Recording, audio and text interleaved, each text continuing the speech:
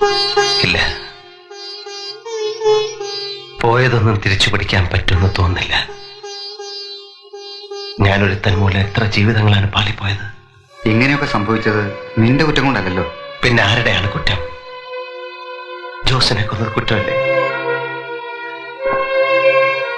ഒന്നും എനിക്ക് ഓർമ്മയില്ല. പക്ഷെ ചോരയുടെ പച്ചമണം ഇപ്പോഴും മൂക്കിന്ന് പോയിട്ടില്ല. പിന്നെ അയാളുടെ കരച്ചിലും. അയാൾക്കും ഇല്ലേ അച്ഛനും അമ്മയും ഭാര്യയും മക്കളും?